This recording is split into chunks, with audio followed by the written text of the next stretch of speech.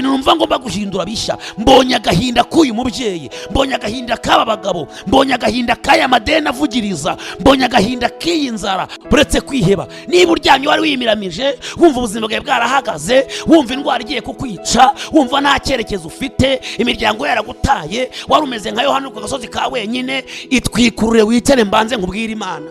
Ba witwikuruye, buretse kwivovota, hagarara ahantu hamwe mbanze nkubwire, icara ku gitanda nkubwire, byuka gato, bigerageze niba byari byanze, byuka gato mbanze nkubwire Imana ifite amaboko akomeye. Imana aho wicaye, Imana byose irabihindura bishya.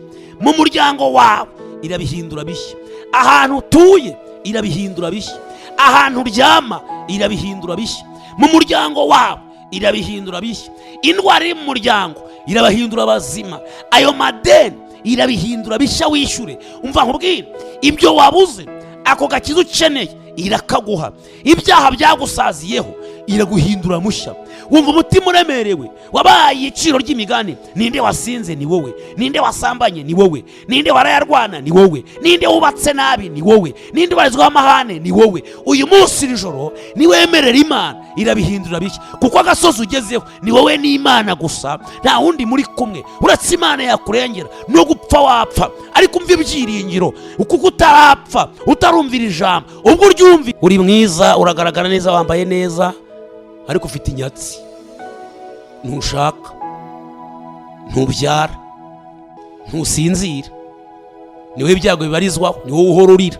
Aho hantu utuye umeze nka Yohana, ariko umva ibyiringiro buretse kwiheba. Mana, ndagushimiye ko uri mwiza, ndagushimiye ko banye nanjye, umpaye ijambo ryiza ryo kuzanira abanyarwanda. Ndagira ngo ngewe ugiye kuvuga ntabariki, kandi bumve ijwi riherekejwe nawe, bumve ijwi rivuga ari iryawe, bumve imbaraga zikora.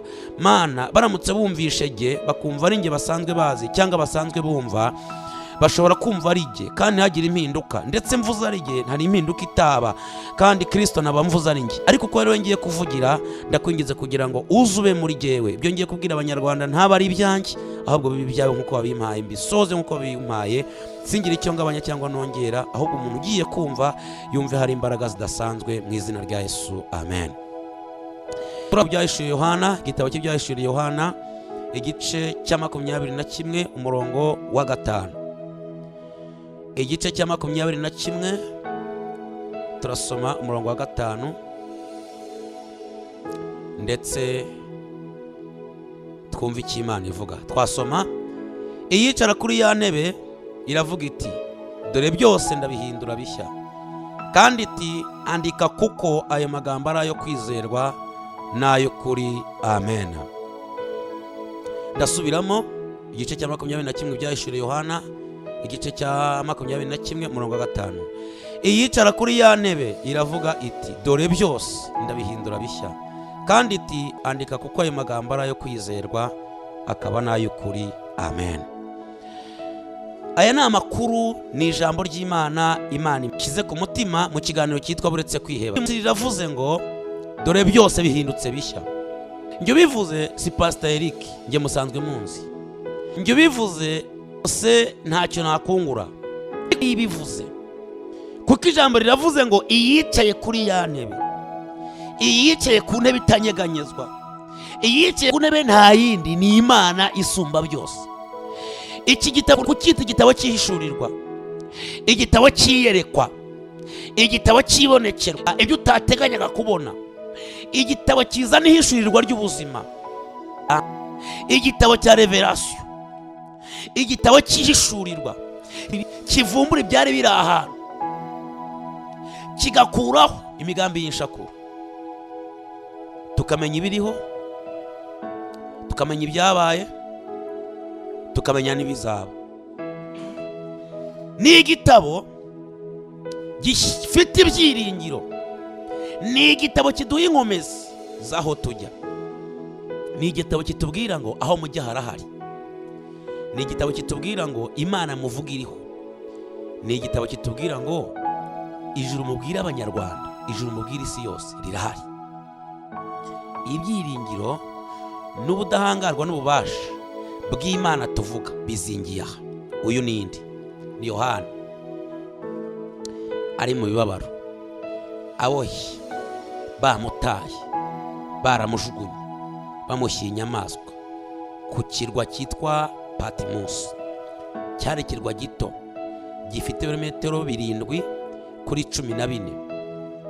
Cyari ikirwa kibaho inyamaswa, cyari ikirwa kibaho agahinda, cyari ikirwa gikonje, cyari ikirwa kibaho imibiryana, cyari ikirwa kitagira ndugu, cyari ikirwa kitagira umuvandimwe, cyari ikirwa kitagira hepfo no haruguru, cyari ikirwa kitariho banki, cyari ikirwa kitagira ibitaro, cyari ikirwa kitagira umuvandimwe waguza, cyari ikirwa kitariho ikigo cy'amashuri, cyari ikirwa kitariho aho umuntu yaruhukira, cyari ikirwa kitariho imishinga umuntu yasabaho akazi, cyari ikirwa bashyiragaho umuntu wese biteguye ko ari bupfe. Ndagira ngo unyumve neza aho unteze amatwi. Ijambo nakuzaniye ni ijambo rivuga ngo dore byose bihindutse bishya.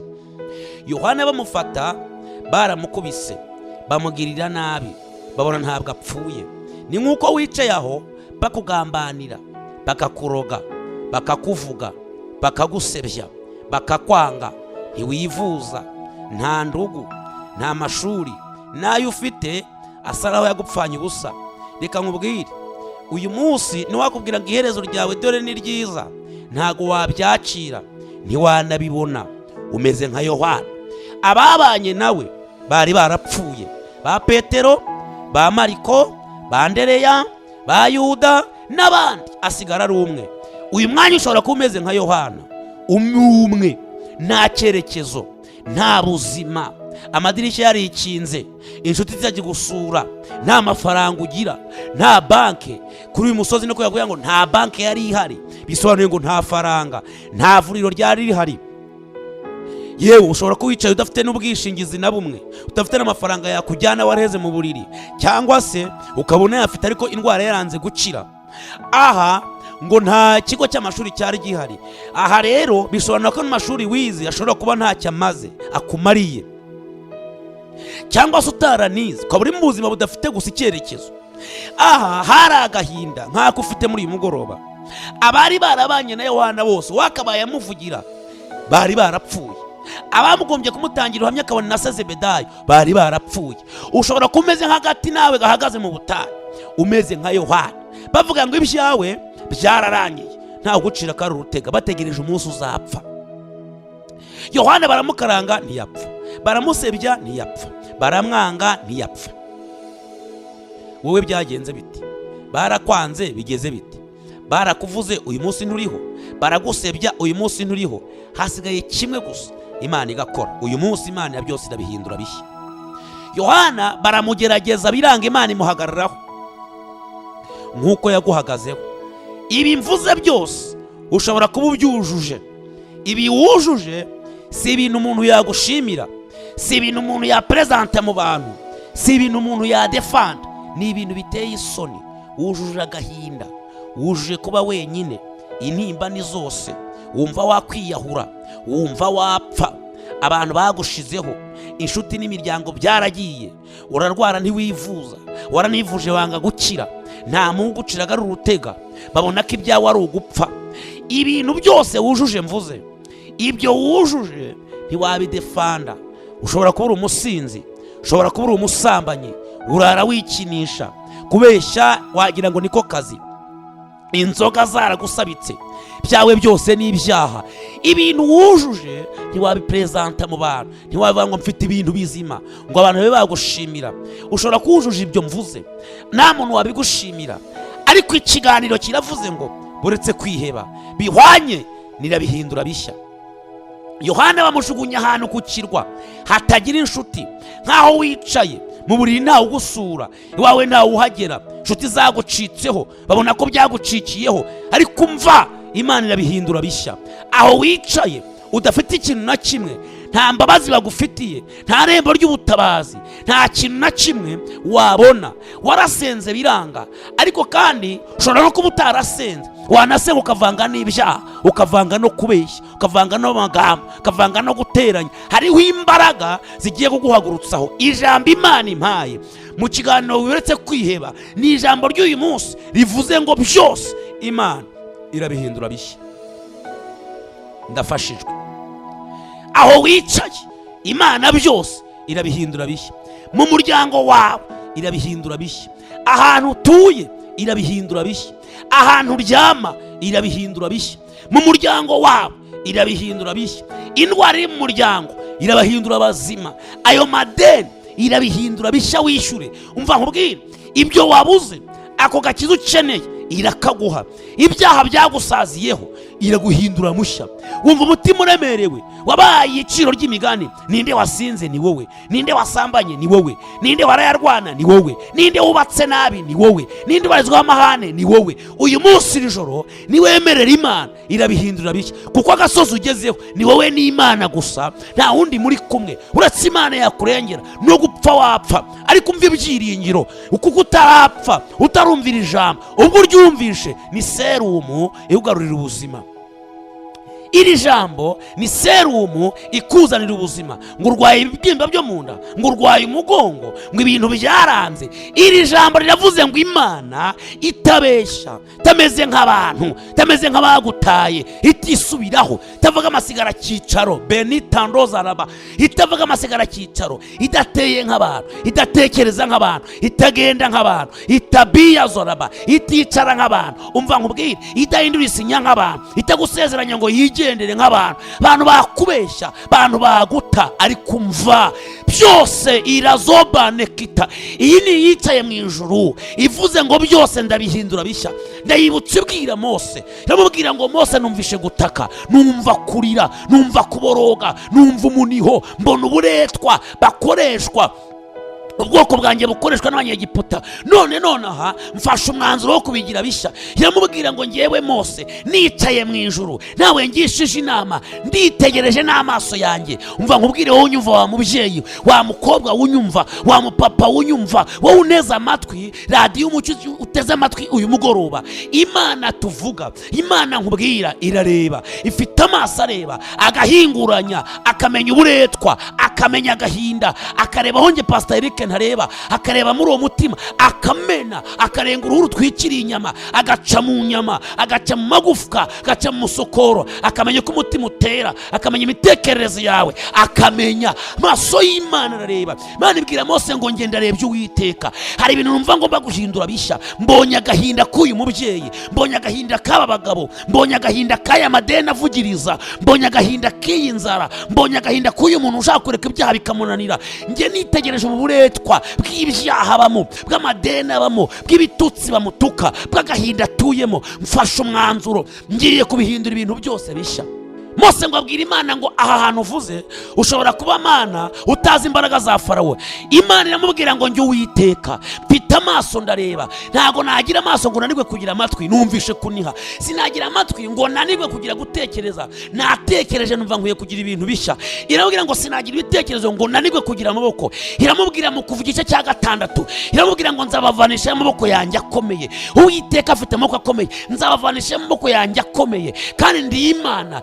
Abwira Imana ngo ariko nzagenda avuga ngo iki? Ugenda ubabwire ngo nge ndi Imana, ubabwire ngo nitwa ndiho Uwiteka, kandi ubabwire ngo nduhoraho. Mfashe umwanzuro ku bwoko bwanjye ngiye kubutabara. None aho nteze amatwi, Imana ifashe umwanzuro wo guhindura ibyo bintu byawe bishaje ikabihindura bishya. Uravuze ngo utinze mu gihe kirekire mu bushomeri. Umva nkubwire, ubwo bushomeri bwawe burashaje, bwatoye uruhumbu, bwameze imvi, ariko Imana iravuze ngo igiye kubihindura bushya. Ugiye gukengera ukenyere byemere, ugiye kuririmba biririmbike, ugiye kuhanura bihanurike, unapita sabe, ugiye gutanga ibitekerezo abantu babyumve. Ndumva mfashijwe wa mubyeyi we, umva icyo Imana imbwiye. Irambwiye ngo nonaha irabihindura bishya. Buretse kwiheba, buretse garukiraho, buretse kwiheba. Niba uryamye wari wimiramije, wumva ubuzima bwawe bwarahagaze, wumva indwara igiye kukwica, wumva nta cyerekezo ufite, imiryango yaragutaye, wari umeze nka Yohana ku gasozi ka wenyine, itwikurure wicare mbanze nkubwire Imana. Ba witwikuruye, buretse kwivovota, hagarara ahantu hamwe mbanze nkubwire, icara ku gitanda nkubwire, byuka gato, bigerageze niba byari byanze, byuka gato mbanze nkubwire. Imana ifite amaboko akomeye, Imana ivuga bikaba, Imana itegeka bigakomera, irambura kurwara nibutse mu gice cy'umunani mu Kuva Imana yakoze imirimo n'ibitangaza ngo abakonikoni bakoze ikintu Imana yari yakoze kirabananira ngo baravuga ngo n'urutoki rw'Imana. Reka nkubwire, Imana ifite amaboko ikagira n'intoki, nubwo itakoresha ukuboko kose nikoresha urutoki. Icara gato wikwiheba, niba uri no gufungura uri ku meza fungura witonze wongeza akavorime nkubwire, buretse ukuboko kw'Imana hariho n'intoki. Si ngombwa kwikoresha ukuboko cyangwa amaboko yose, nikoresha urutoki karitsiye irabyumva, nikoresha urutoki iyo diabete irumva, nikoresha urutoki abakonikoni ntibakoraho ngo barakuroze. Umva, tega amatwi nkubwire, buretse hagarara hamwe maze nkubwire, Imana ikura ku cyavu ikicazanya n'ibikomangoma, ni Imana igira ikirema. Umva nkubwire, wewe wicaye wumva wihebye, byawe byakunaniye, ngo abana ntibacyumva, ngo umugabo n'umugore ntibacyumva, ngo imiryango yaragutaye. Umva, hari Imana ifite ukuboko ikagira n'urutoki, irarutunga mu mboni y'ijisho ry'umwanzi wawe, irarutunga uwo murozi, irarutunga iyo ndwara, irarutunga icyo kibazo, irarutunga ibyo byaha ngo wananiwe gushaka, ngo iwanyu haba karande. Hari urutoki rw'Imana rutananirwa na karande, hari urutoki rw'Imana rukiza sida, hari urutoki rw'Imana rwirukana karado pesafa, rwirukana karande, hari urutoki rw'Imana ruhindura ibintu. Uyu munsi byose Imana irabihindura bishya. Yohana ngo bamujugunya aho hantu, yafashijwe bamujugunya ku kirwa cyitwa Patmos mu gahinda, nta kutuyemo imyaka. Uri mwiza, uragaragara neza, wambaye neza, ariko ufite inyatsi, ntushaka, ntubyara, ntusinzira, niwe ibyago bibarizwaho, niwe uhora urira. Aho hantu tuyimeze nka Yohana, ariko umva ibyiringiro buretse kwiheba. Yohana ngo bamujugunya hati, umva, niba Imana ibaho, niba Imana iriho, niba Imana ifite imbaraga izamutabare turebe. Ngo bamujugunyayo ku ngoma y'umwami witwa Domisiyani, bamujugunyayo baramuboha amaguru n'amaboko. Ndashimira Yesu, nusoma ibyahishuwe igice cya mbere hari ijambo rivuga ngo ngewe Yohana arimo ahamiriza. Umva mbabwire, ngewe uri kuri mikoro, Imana narayibonye. Rivuga ngo ngewe Yohana, nimwumve mbabwire, ngewe Pastor Eric, Imana narayibonye. Ngewe Yohana, ngewe Pastor Eric, ubwo nandi ku musozi w'agahinda, ubwo nari ndi mu makuba, wone Yohana. Haravuga ngo ubwo narenganywaga ijambo ry'Imana ndiganyiriza ubutumwa bwiza. Haravuga ngo ku munsi w'Umwami Imana, ku munsi w'ubutabazi, ku munsi wo guhembuka, ku munsi nari gupfiraho, ku munsi bari kunshingura, ku munsi umwuka wendaga guhera, ku munsi byanjye byari birangiye, nabonye Umwami Imana. Ngo nagiye kumva numva ijwi rimeze nk'iry'amazi asuma, ndetse nk'abacuranzi bacuranga inanga zabo. Ngo ngiye kumva numva ijwi rimeze nk'iry'inkuba, ngo rivugira imbere inyuma yanjye. Ngo nkebutswa n'ugiye kumva n'uvuza iryo jwi. Ngo ngiye kubona mbona umugabo, ngo ngiye kondamana muri ka gahinda abantu bantaye, aho abantu banjugunye. Ngo mbona intimba manota kosaraba, numva ibintu byandenze. Ngo mbona umugabo, umva, hari ugusanzaho, hari umugabo inyuma yawe, ndumva hari imbaraga. Hari umugabo ugusanze muri icyo gitanda, agusanze aho hantu wigunze, agusanze muri iryo deni, agusanze muri ibyo byaha, agusanze muri ako kabari, agusanze muri ubwo busambanyi, agusanze muri ubwo hehesi. Hari umugabo inyuma yawe, kebuka gato, hari imirindi biniza lopatefo, hari imirindi aho inyuma, hari ubushobozi aho inyuma, hari ugukomera aho inyuma, hari icyubahiro aho inyuma, hari ubudahangarwa aho inyuma. Umva, inyuma yawe hari imbaraga zikubwira ngo buretse gupfa, buretse kwiyahura, buretse kwiheba, buretse kumva, buretse gusuhuza umutima. Yohana ngo yumva ijwi, ngo yumva akebutse, agiye kureba inyuma, ngo abona umugabo utandukanye n'abandi, utandukanye n'abamutaye. Abagutaye hari umugabo uje ubaruta. Nibutse Paul igice cya 28 byakozwe n'intumwa, ngo igihe yari ari ku kirwa cyitwa Merita, bamaze iminsi 14 bari mu mazi, ngo igihe umuhengeri wenda akubamira, ngo ndetse ngo Paul yamaze guhanura ngo nta no muri bupfe. Ngo igihe bari bwa ku kirwa cyitwa Merita, ngo bazana inko baho bagirira neza, ngo amaze kubagirira neza, ngo bazana umuba w'inkwi, ngo Paul awushize mu muriro, ngo havamo inshirira mu kuboko. Irimye ukuboko, ngo abantu bose baritaza, bari bavuze ngo afite Imana, ngo baritaza. Igihe batarakwitaza Imana ntabwo iraza, ariko hirya y'abakwitaje hari umugabo uje, ngo bategereza ko ari ngo inzoka iramuruma. Baravuga ngo Imana ndacu kwa kibera yamukijije mu nyanja, ariko iyi nzoka ntabwo ari buyikire. Umva nkubwire, hari abavuga ngo ibyo wakize warabikize, ibi ntabwo birenga. Inyuma yawe hari umugabo avuze ngo arabihindura bishya.